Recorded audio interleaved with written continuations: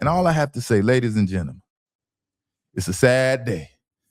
It's a sad day for your boy, ladies and gentlemen, because the days of giving Tua Tagovailoa a hard time are harshly coming to an end for me. What am I going to do? It's coming to an end. Kevin Stefanski got Mr. 1-2-3 starting in the preseason finale. Can y'all believe it? I know Tua Tagovailoa isn't taking this too well. Tua days in NFL are numbered. It's hard to say. That's what it's looking like. Because he is essentially fighting for a spot on the 53-man roster at this point. It's not guaranteed for Tua no more. His time has ran out from being the first round pick to having that gifted contract that Mike McDaniels and crew gifted Tua Tagovailoa. But it was fun. I can't lie, it was fun watching Tua at his peak, in his peak when he had the uncoverable Tyreek Hill for a weapon and Jalen Waddle. It was fun watching, man. They put on the show. You know, Tua had a lot of people fooled. He had a lot of people fooled, especially the fans in Miami, the Dolphin fans. But it was exciting to watch. It definitely was. And at the end of the day, Tua Tagovailoa needs to impress the Falcons to make the team. Simple as that, man. He's back to square one. Competition for Tua, man. And Tua impressing the Atlanta Falcons or impressing the team, I just don't think that's happening. Anybody sees that happening? Say aye.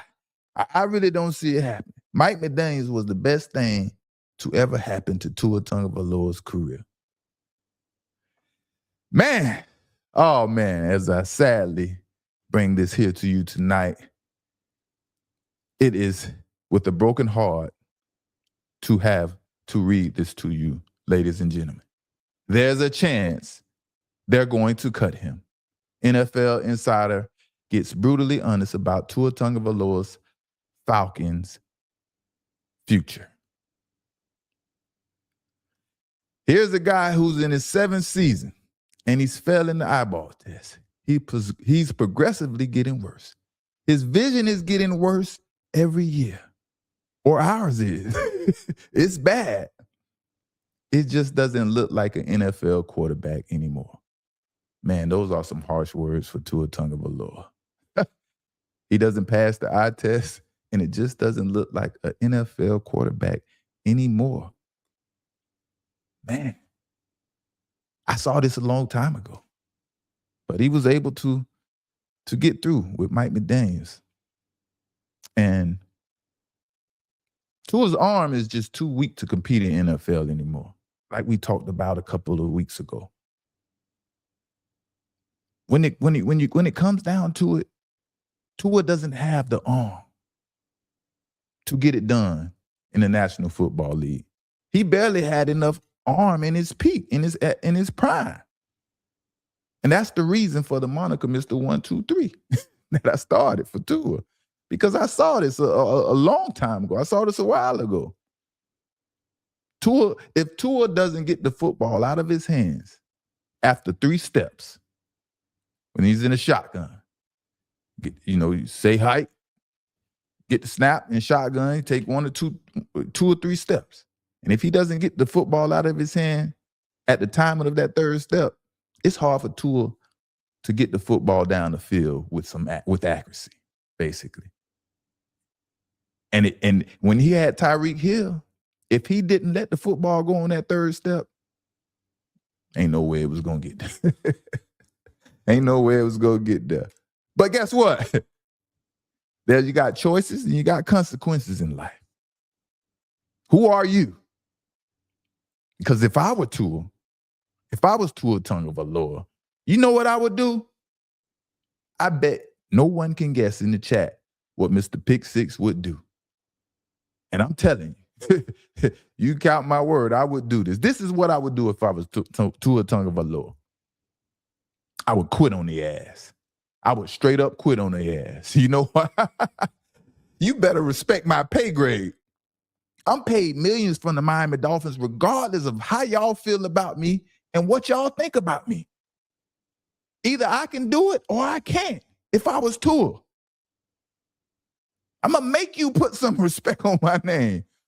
I don't need to be here. Yes, I love to play football, but them days is over. It's a business. Because when Tua steps on the field, ain't nothing about to change.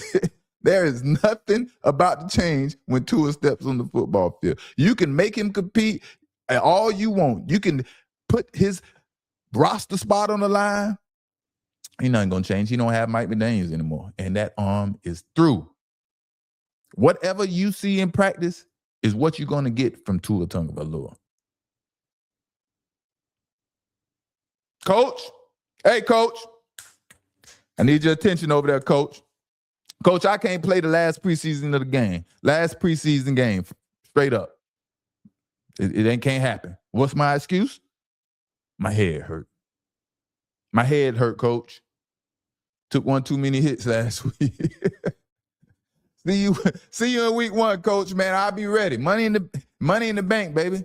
Man, ain't nothing to be depressed. Ain't nothing to be down for. Hey, man, this is a business now. Our years of the love and passion of the game is over. Hey, this is business now. We're here to make money.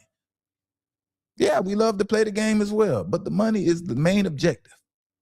You know, what the hell am I stressing for? But there's a big old question mark surrounding Michael Penix Jr.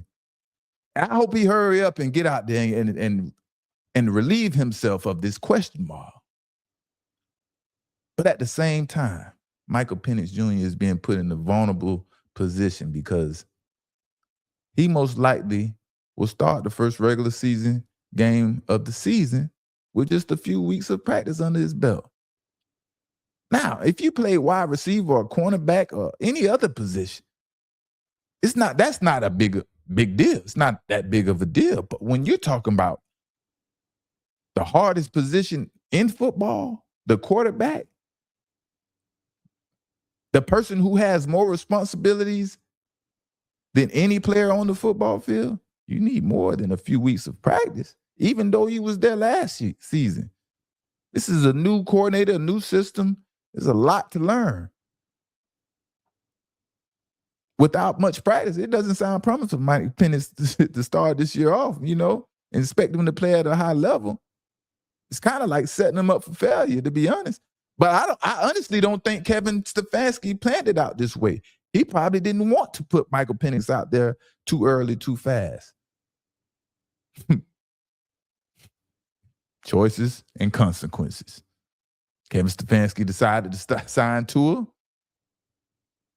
and now he has to deal with the consequences.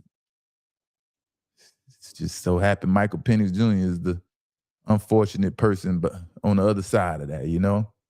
And it's very possible, man, the Falcons have to play this season with the third or fourth string quarterback. It's a good chance. You mess around and Jeff Stroud, the fourth string, winds up being the starter just based on the history of the quarterbacks, the 2 starting quarterbacks that's coming up, you know? I have little to no confidence in Cooper Rush, the third stringer, if y'all familiar with him. He's been around, and I don't have much confidence in him. Probably just as much confidence I have in Tua. That's probably what about the same much confidence. But shout out to Tua, man. Tua Tagovailoa, man. It has been fun. I really think these days are coming to an end, and we'll see. We'll see if he's going to if he makes the roster.